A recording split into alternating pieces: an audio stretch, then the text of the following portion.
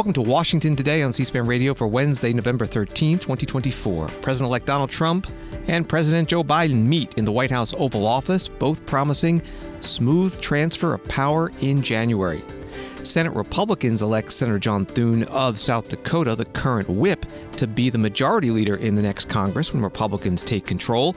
Senator Thune telling reporters, "We have a mandate from the American people, a mandate not only to clean up the mess left by the Biden-Harris-Schumer agenda, but also to deliver on President Trump's priorities." House Republicans renominate Speaker Mike Johnson of Louisiana to another term in the next Congress. We'll talk about the Senate and House Republican leadership elections with Mary Ellen McIntire, politics reporter with CQ Roll Call. Secretary of State Anthony Blinken is at NATO headquarters in Brussels, saying the Biden administration will try to get as much money and weapons to Ukraine before President Trump takes office. And a U.S. House subcommittee holds a hearing titled Unidentified Anomalous Phenomena, Exposing the Truth. And we begin with President-elect Donald Trump's cabinet announcements today. He officially named Senator Marco Rubio, Republican of Florida, as Secretary of State, a decision that had been speculated about in the press the past couple of days. Senator Rubio posting on X, "Leading the U.S. State Department is a tremendous responsibility, and I'm honored by the trust President Trump has placed in me. As Secretary of State, I will work every day to carry out his foreign policy agenda. Under the leadership of President Trump, we will deliver peace through strength and always put the interests of Americans and America above all else." President-elect Trump also nominating Congressman Matt Gaetz, Republican of Florida, to be Attorney General, writing, "Few issues in America are more important than ending the partisan weaponization of our justice system. Matt will end weaponized government, protect our borders, dismantle criminal organizations, and restore Americans' badly shattered faith and confidence in the Justice Department." And President-elect Trump nominating Tulsi Gabbard, former Democratic Congresswoman and presidential candidate who endorsed Donald Trump before this year's election, to be the Director of National Intelligence. Story from CNN. The last time Donald Trump was in the Oval Office, he scrawled out a 2-page letter to Joe Biden in his distinctive jagged penmanship, slipped it into the drawer of the Resolute desk, and, notwithstanding the note's surprisingly gracious tone, walked away from the building defeated and bitter. He returned to the White House on Wednesday for a meeting with Biden in vastly altered circumstances, emboldened by a likely popular vote victory in last week's election and basking in his return to power. As a fire crackled behind the presidents in the Oval Office, Biden congratulated Trump for his victory, betraying no glimpse of the bitterness that must have been weighing on Biden's mind at that moment. That was from CNN. The two leaders spoke to reporters for 1 minute. Well, Mr. President-elect and former President, and Donald, congratulations. And looking forward to having, like we said, smooth transition. Do everything we can to make sure you're accommodated, what you need. And we're going to get a chance to talk about some of that today. So Good. welcome Thank you back. very much. And thank you very much. And politics is tough, and it's in many cases not a very nice world, but it is a nice world today, and I appreciate it very much. A transition that's so smooth, it'll be as smooth as it can get, and I very much appreciate that, Jim. You're welcome. Thank you all.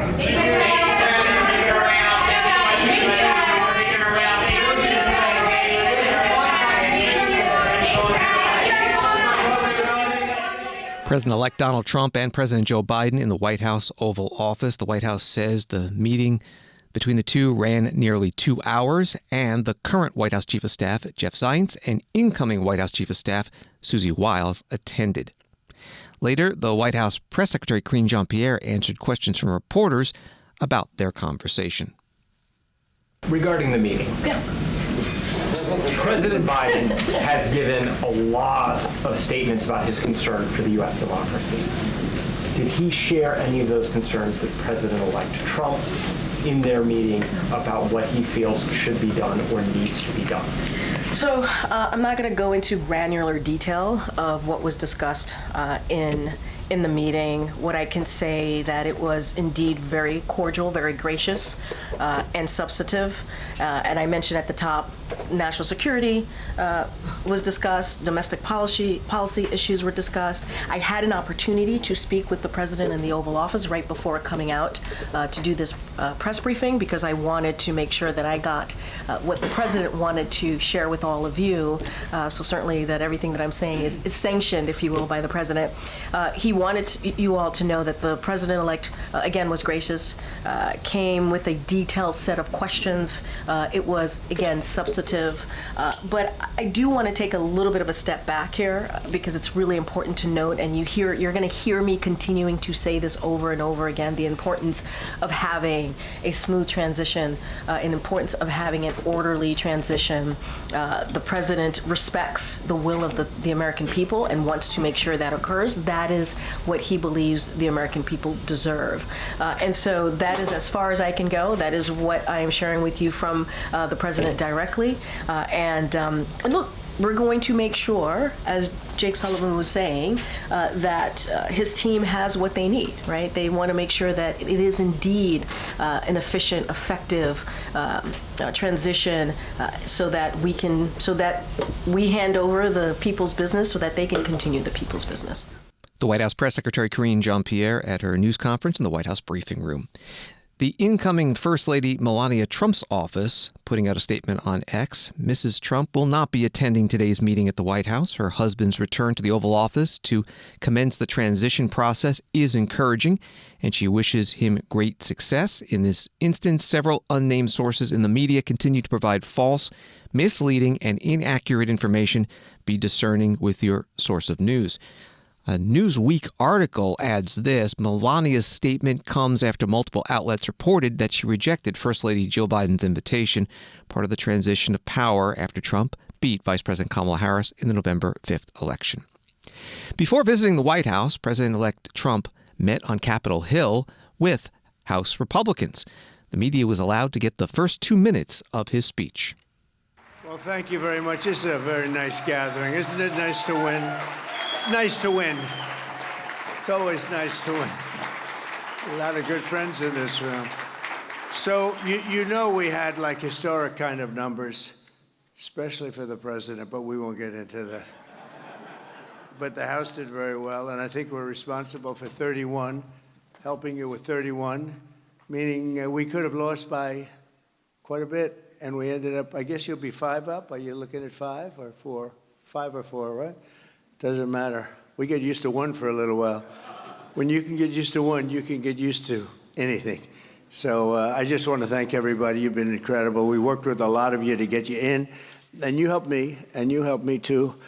And my numbers were, so they say, the 129 years, the most important election in 129 years. That's pretty good.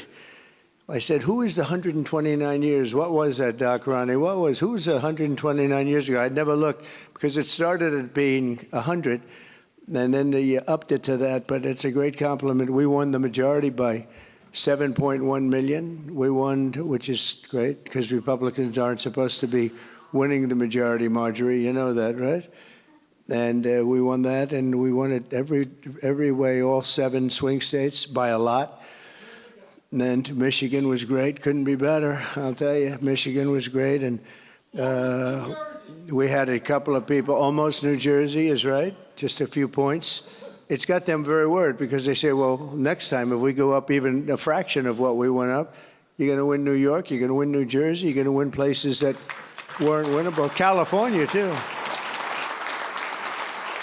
I think without one speech, without campaigning at all in California, if you think we were lost by 9 points. I mean, 9 points in California, and it's very doable.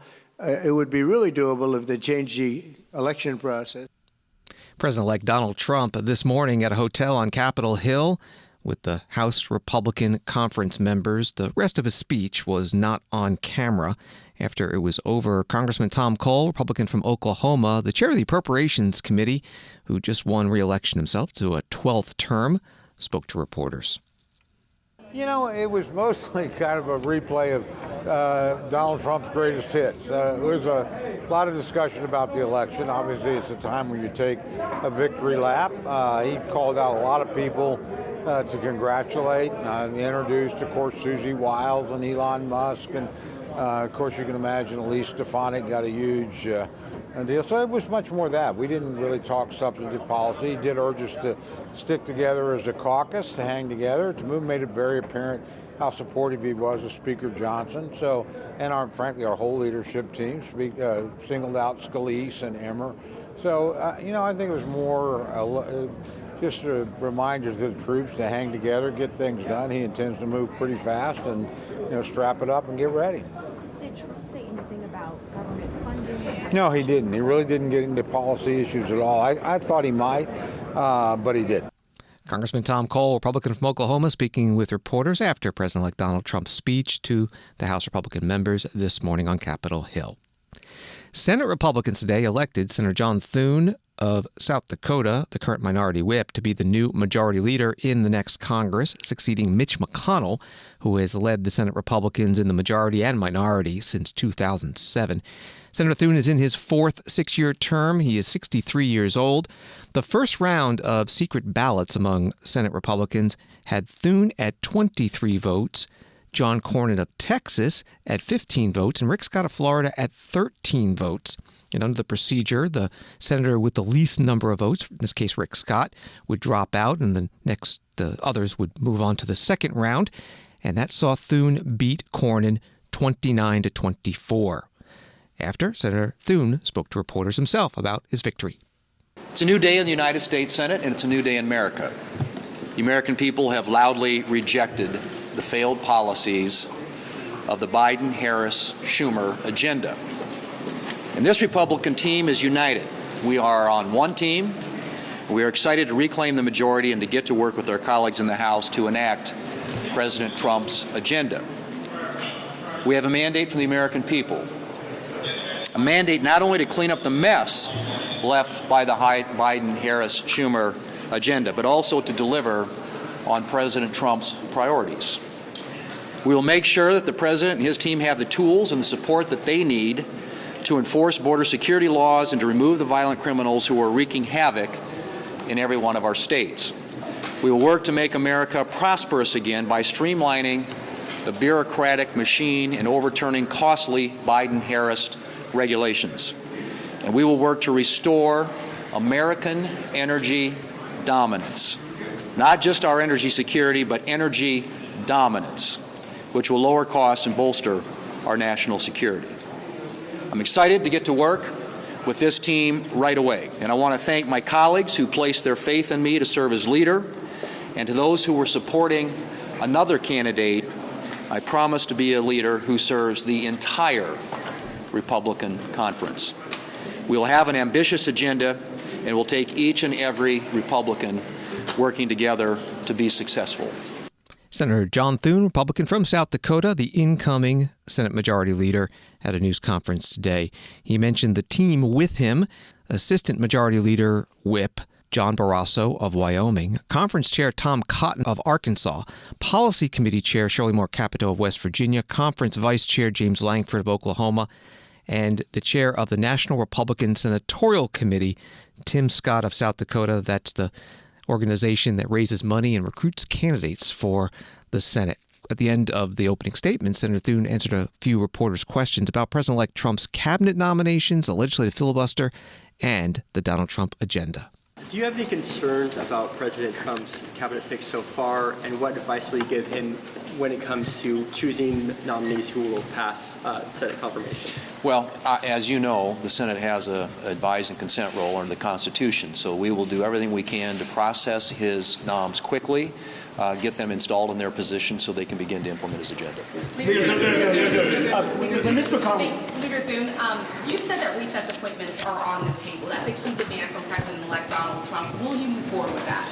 Well, what we're going to do is make sure that we are processing his nominees in a way that gets them into those positions so they can implement his agenda.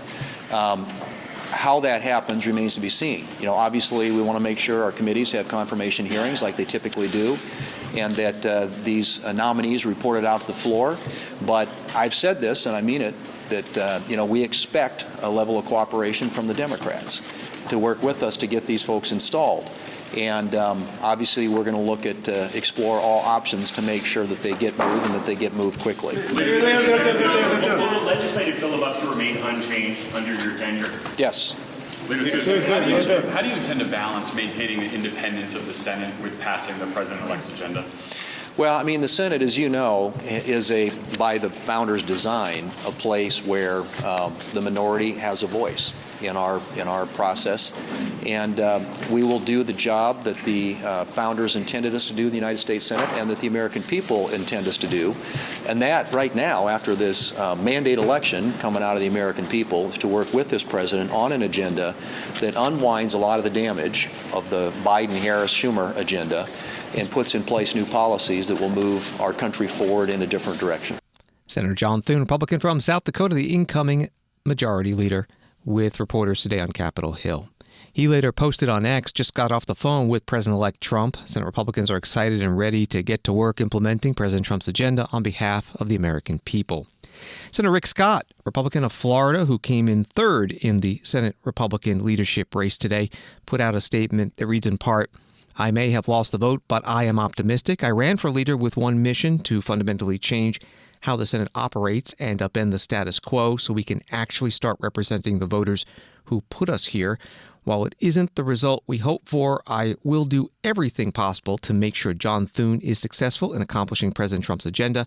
I would also like to thank John Cornyn for running a great race." Senator Chuck Schumer, Democrat from New York, the outgoing majority leader, congratulated Senator Thune in a Senate floor speech. Mr. President, I have just been told that Senator John Thune will be the next Republican leader in the Senate. I congratulate Senator Thune on being chosen by his colleagues as the next Republican leader. I look forward to working with him. We've done many bipartisan things here in the Senate together, and I hope that continues. As you know, I strongly believe that bipartisanship is the best and often the only way to get things done in the Senate. Senate Majority Leader Chuck Schumer, Democrat from New York, on the Senate floor. Mary Ellen McIntire, politics writer with CQ Roll Call, has been tracking the Senate and House Republican leadership elections, joins us now by phone. Thanks for being with us. Senator John Thune, elected Majority Leader for the next Congress. 3 candidates initially, took 2 ballots. Any surprises? Generally, not a ton of surprises here. I think the big question coming into today was, we saw Elon Musk and members of Trump's orbit, though not Trump himself, supporting Senator Rick Scott, who was the first to kind of fall off the ballot with the least amount of votes, which, might have been before the past week what we had expected. And then we had John Thune and John Cornyn, the current Republican whip and a former Republican whip, face off at the end. I think that if you had asked us, several months ago as this started, this was probably the result we envisioned. But we'll see what happens now. There's certainly, a group of Senate Republicans who wanted to see someone else in the job, and we'll see how they react to Senator Thune's leadership. Well, Senator Thune in a news conference spoke about enacting President-elect Trump's agenda. Are they ideologically compatible? Not as much as some of the other candidates, specifically Rick Scott. They have sort of sparred in the past. If you'll recall, the last time Senator Thune was preparing for re-election, Trump did float the idea of getting someone to primary him. Ultimately, that did not sort of move forward here. There wasn't a primary challenge, and he was reelected. So we'll see. Reports are that they have sort of mended fences here and, have a good working relationship, have kind of fixed that. The president-elect has congratulated him on Truth Social on his election. But, of course, we'll see sort of how this relationship moves forward. I do think that it'll be under a microscope once Trump gets in office in the next couple months. And Senator Thune at that news conference was asked about various proposals to change Senate procedure, legislative filibuster, recess appointments. What was his answers on that? Yeah, so very clear he does not want to change the filibuster. He sort of acknowledged that the Senate as a body, as an institution, gives the minority power. I think he's hoping that the Democrats will work with Republicans, but it doesn't sound like he's open to lowering that threshold for passing legislation to under 60 votes. I'm sure there will be, plenty of Republicans who continue to think that they should do that. But for now, he's holding firm against that. He seems open to recess appointments, but not necessarily saying this is what we're going to do. He talks about having confirmation hearings for President-elect Trump's nominees, sort of going with the process and hoping that Democrats, are going to work with them not to slow it down. But we'll see what his openness is and sort of how he approaches this once he actually comes into the office officially in January. We're getting a lot of nominees from President Trump, as this day has gone on. So it's certainly going to be under pressure to, start these confirmation hearings, which senators seem very excited for. We're talking with Mary Ellen McIntire with CQ Roll Call. The House Republicans also holding leadership elections. Speaker Johnson, it was reported, may have faced a challenge, but in the end, no. Where does he stand? Yeah, it seems like for now, the conservatives in the House did not decide to put up a challenge for these internal elections up against Mike Johnson, who got strong backing from President-elect Trump this morning when he met with House Republicans at the hotel where they're sort of doing these elections today near Capitol Hill. I'm sure that Mike Johnson, before the official leader elections in January, is going to need to work to make sure that he has enough votes. We're looking at a likely very slim majority for House Republicans. And as you'll recall, just a couple of people not voting for the speaker-elect can influence the vote and drag that out. So I'm sure he'll probably have some work to do. But it seems like for now, Republicans are holding their fire, not causing any internal strife for today's internal elections. And what about the Democrats? Do you know what their plans are in the House and Senate for leadership elections? Yeah, Democratic leadership elections are going to move, I believe, as early as next week in the House and Senate. It seems like most of their top leadership positions are going to stay the same, especially in the House. But you'll have some other positions that are opening up. One position that was newly created in 2022 that there's some competition for on the House Democratic side is the battleground state representative. So you're going to see Abigail Spanberger, who's retiring to run for the governor of Virginia, has held that position. You're seeing a race form to follow that up. So we'll see those races really come into form. But they're going to have, Democrats are poised to have the same top leadership that they've had in this Congress in next. Finally, returning to Senator John Thune, Republican of South Dakota, elected today as the next majority leader as the Republicans are taking the majority. What power does a Senate majority leader have?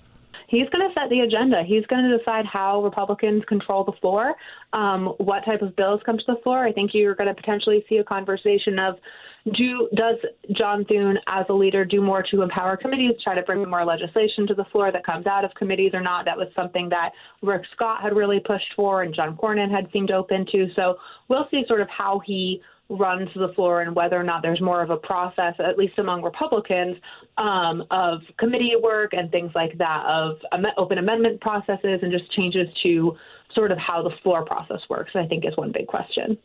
Mary Ellen McIntire, politics writer with CQ Roll Call. Find her articles at rollcall.com and on X at Mel McIntire. Thank you very much. Thank you so much. An article from Politico: rank-and-file House Democrats started to air their grievances with leadership about what they think went wrong on Election Day as the party began its internal reckoning in their first closed-door meeting since last Tuesday's vote, led to the likely loss of their majority. House Democratic leaders announced a series of 3 listening sessions over the coming weeks with lawmakers, according to a notice sent to lawmakers obtained by Politico. Democratic leaders are also expected to hold private meetings with lawmakers as they chart their path forward, 3 people in the room said. That's the reporting from Politico. After that closed-door caucus meeting, the chair of the House Democratic Caucus, Pete Aguilar of California, led off a news conference. House Democrats met our new members today, a diverse and passionate group of leaders who will be an integral part of our efforts over the next 2 years. House Democrats are ready to work with the incoming administration and will extend a hand of bipartisanship whenever possible to make life better for everyday Americans. We want to create jobs, lower the cost of groceries, and everyday necessities like childcare, and protect against a national abortion ban. And we'll be ready to push against efforts to throw millions of Americans off their health care or to eliminate retirement benefits that they've spent a lifetime earning. Recalibrating and re-energizing our party in the coming weeks is the most important thing we can do as elected leaders, because that's how we best serve the people that we fight for. We're going to need to articulate a positive vision for the future where everyone has a shot at a better life and where elected leaders keep their promises. I look forward to being a part of that solution as we move forward, alongside Leader Jeffries and Whip Clark and Vice Chair Liu. We're clear-eyed about the challenge ahead of us, but I'm confident that we're going to be successful because of the talent that we have and the resourcefulness of the members in that caucus. Congressman Pete Aguilar, Democrat of California, the caucus chair at a post-caucus meeting news conference. Wall Street today, the Dow up 47, NASDAQ down 50, and S&P up 1. Story from CNBC, inflation perked up in October, though pretty much in line with Wall Street expectations. The Bureau of Labor Statistics reported Wednesday the Consumer Price Index, which measures costs across a spectrum of goods and services, increased 0.2% for the month. That took the 12-month inflation rate to 2.6%, up 0.2 percentage points from September. Excluding food and energy, the move was even more pronounced. The core CPI accelerated 0.3% for the month and was 3.3% annually, also meeting forecasts. Reporting from CNBC. Washington Today continues in a moment. Visit cspan.org/results for comprehensive coverage of the 2024 campaign results. Get the final Electoral College breakdown in the presidential race and see which states each candidate carried. Dive into our interactive maps to explore the outcomes in Senate, House, and governor's races and monitor the final balance of power in Congress. Plus, watch acceptance and concession speeches on demand, anytime. Stay up to date with C-SPAN, your unfiltered view of politics at cspan.org/results.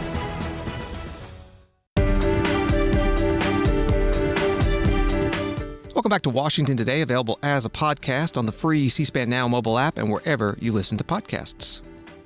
President-elect Donald Trump today announcing more Trump campaign staff who will move to the White House when he takes office in January. Dan Scavino will be Deputy Chief of Staff. Stephen Miller will be Deputy Chief of Staff for Policy and Homeland Security Advisor. James Blair, Deputy Chief of Staff for Legislative, Political, and Public Affairs. And Taylor Budowich, Deputy Chief of Staff for Communications and Personnel. Tuesday night, the president-elect announced that he is nominating South Dakota Governor Kristi Noem for Homeland Security Secretary. Pete Hegseth, Army National Guard officer and Fox News Channel host, for Defense Secretary. John Radcliffe, former Director of National Intelligence in the first Trump administration, to be CIA Director.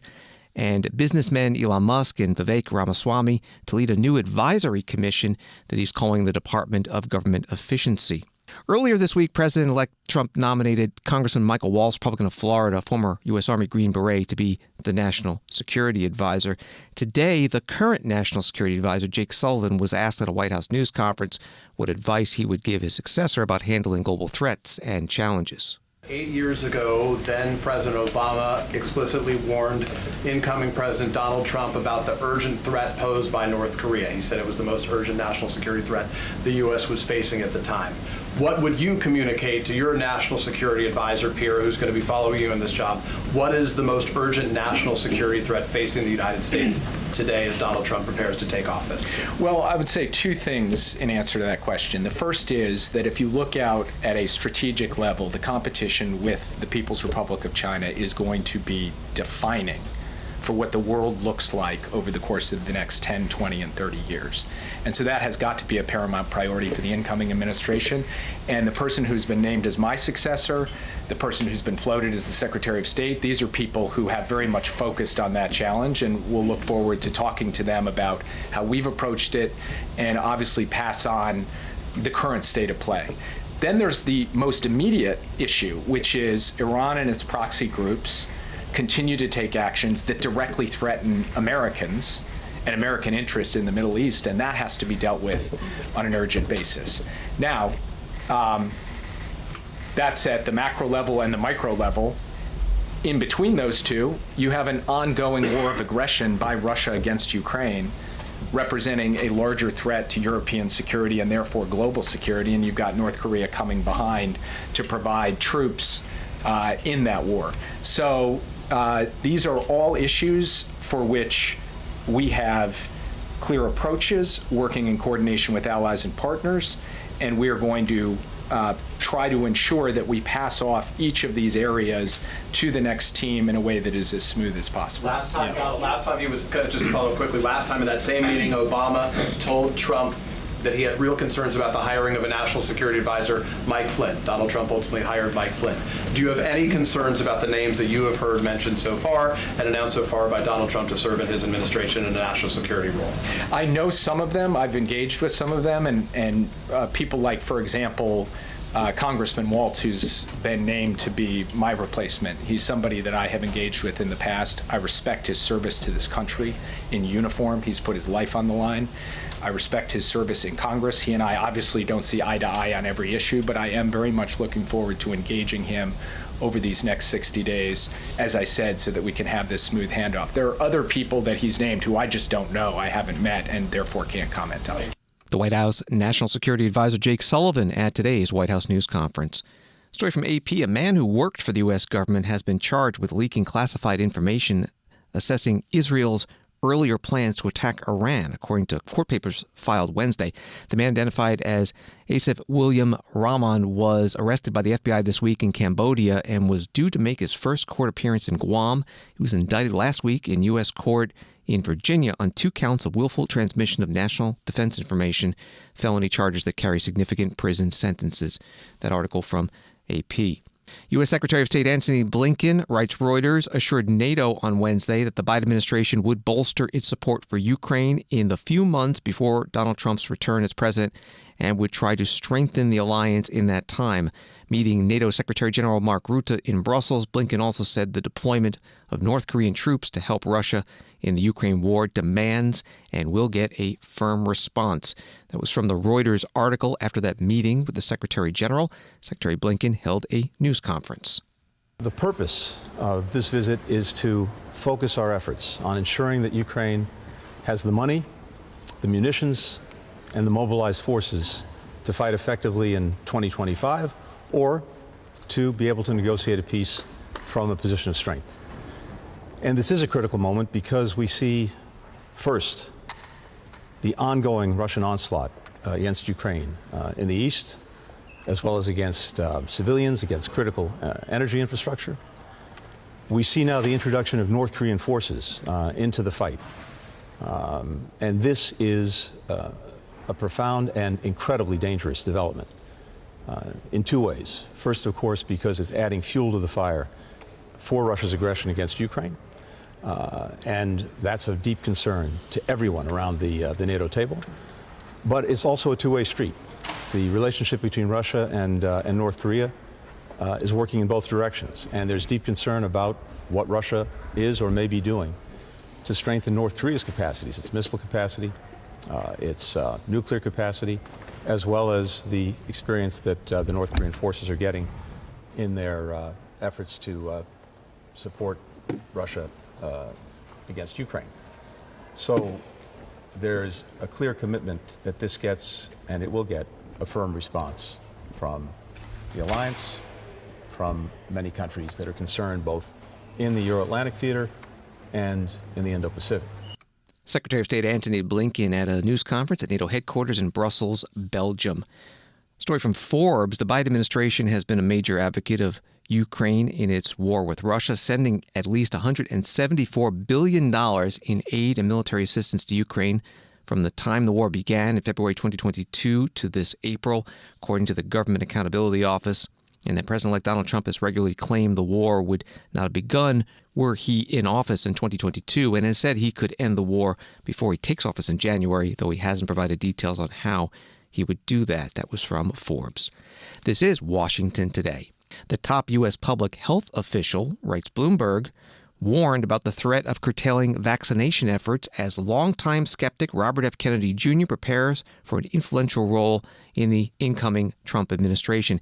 Kennedy has long been critical of immunizations, contending that they lack effectiveness and have links to autism, claims that have been repeatedly debunked. While he said last week that he wouldn't take vaccines away from Americans, he assailed the science behind the shots' safety, saying it has huge deficits, and we're going to make sure those scientific studies are done and that people can make informed choices. Reporting from Bloomberg. Dr. Mandy Cohen, Centers for Disease Control and Prevention Director, spoke at the Milken Institute Future of Health Summit in Washington, interviewed by Meg Terrell, CNN medical correspondent. And we don't know what the next health leadership is going to look like. We have heard a lot about Robert F. Kennedy Jr. potentially taking some kind of czar-like role over health agencies. You know, he tweeted in March that he wants to clean up the cesspool of corruption at CDC and force the public health agencies to come clean about COVID vaccines. He's also said that he wants to require there to be long-term placebo-controlled trials run on all childhood vaccines recommended by the CDC.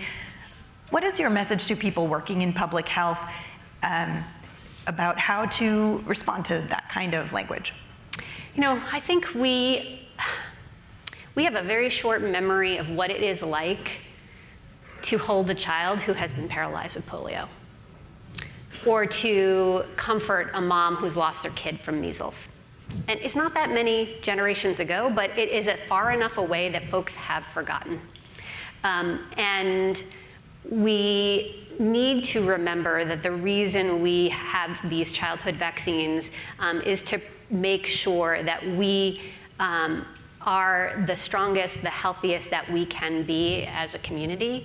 And I don't want to have to see us go backwards in order to remind ourselves that vaccines work. They work, they protect our kids, they're our best defense against these terrible illnesses that luckily we haven't seen, but we are starting to see around the world because vaccine rates post-pandemic are lower. We're seeing more measles cases. Again, measles is one of the most contagious viruses out there. It's the canary in the coal mine for vaccination rates. We're seeing more measles cases here in the United States, but luckily more than 90% of our communities are vaccinated. That protects us. But remember that vaccines only work well when we are all getting to that, we've heard those terms, herd immunity, when we're all in this together, because we know that some folks whose immune systems don't work as well as others, their vaccines are not going to protect them. So they don't have the kinds of choices that some of us do have. So I think the important part in this moment is to remember, to make sure that we're focused, as Dr. Califf said, on the evidence, and that we stay focused on what works to protect the health of communities. No one wants to see a child paralyzed, a child die from something that we can prevent. And how do you respond to sort of charges that there are these troves of hidden data that the CDC has not released about vaccine safety?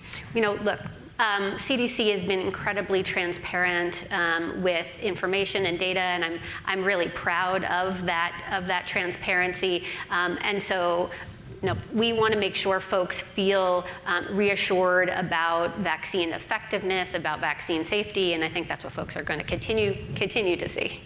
Dr. Mandy Cohen, director of the Centers for Disease Control and Prevention, interviewed at the Milken Institute Future of Health Summit in Washington, D.C.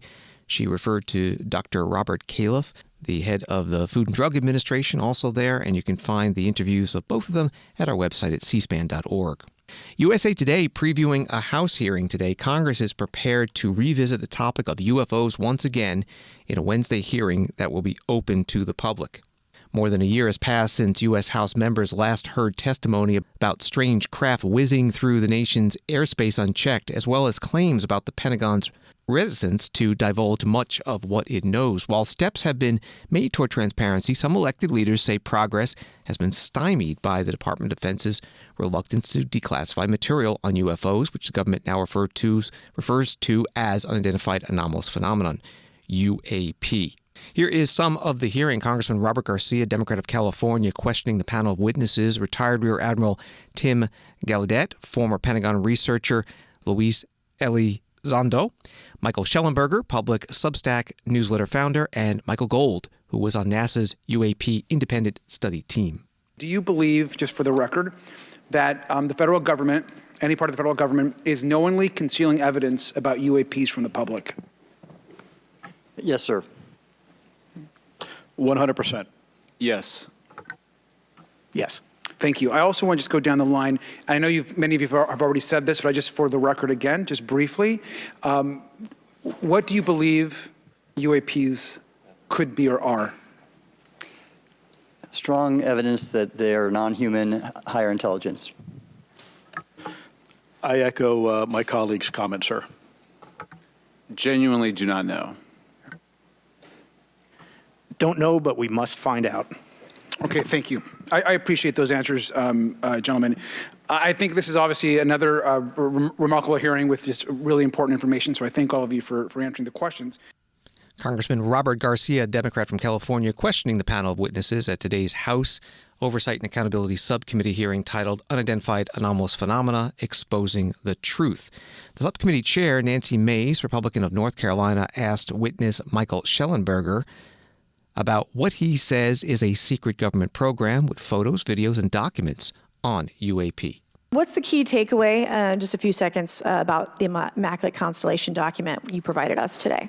I think that what the American people need to know is that the U.S. military and intelligence community are sitting on a huge amount of visual and other information, still photos, video photos, other sensor information, and they have for a very long time. And it's not those fuzzy photos and videos that we've been given. There's very clear high res, high resolution. How many visuals, graphics, videos, photos? I mean, I've been told hundreds, maybe thousands. I mean, I also wanted to say, because there was some conversation around concern around the revealing of these materials, revealing the source collections, but some of these are shot from helicopters using normal videos of oceans. I just think that's absurd that somehow you're going to be revealing some secret U.S. technology by revealing that you've photographed orbs off the coast of Kuwait. Michael Schellenberger, questioned by Congresswoman Nancy Mace, Republican of North Carolina, chair of the House Oversight and Accountability Subcommittee, at today's hearing on UAP, Unidentified Anomalous Phenomena, also known as UFOs. Story from the Washington Post. Theodore B. Olson, a conservative constitutional lawyer who argued the 2000 Florida vote recount case that helped George W. Bush secure the presidency, and to much surprise, later joined forces with a liberal opponent from the election lawsuit in a successful effort to overturn California's 2008 ban on same-sex marriage, died November 13th at a hospital in Falls Church, Virginia. He was 84. Ted Olson had a couple of government positions in his career. One was Solicitor General under former President George W. Bush, 2001 through 4. He also argued in government and private practice more than 60 cases before the U.S. Supreme Court. In 2014, C-SPAN 2's Book TV interviewed Ted Olson about his book, Redeeming the Dream, The Case for Marriage Equality. Mr. Olson, did you surprise a lot of people with your position on gay marriage? Apparently I did. I didn't surprise me, and I didn't surprise people who knew me, because I think I've always felt, I grew up in California. I feel it's wrong, and I've always felt it's wrong to discriminate against people who are gay or lesbian. And when I was first asked to take this case, I thought it was something that I could do and that I wanted to do. So I was a little surprised that people were surprised, because I'm a conservative, a lot of people were, and I felt that it was then my mission to try to convince as many of them as I could that this was the right place to be. What's the conservative case for gay marriage? The conservative case for gay marriage to me is easy. These are two loving people who want to come together in an enduring relationship and form a part of a community and have a family and be a part of our society and to live together. What could be more conservative than that? We as conservatives should want people who love one another to want to get married. Marriage is a conservative value, and when gay people want to get married, it should be the same thing. They have the same aspirations and same fears and hopes that the rest of us do. We should support that. Ted Olson in 2014 on C-SPAN 2's Book TV He was co-author of the book Redeeming the Dream, The Case for Marriage Equality. He has passed away at the age of 84. Jonathan Turley, law professor and TV analyst, posting on X. Today, Ted Olson, a great patriot and lawyer, passed away. This loss to our profession will be immense.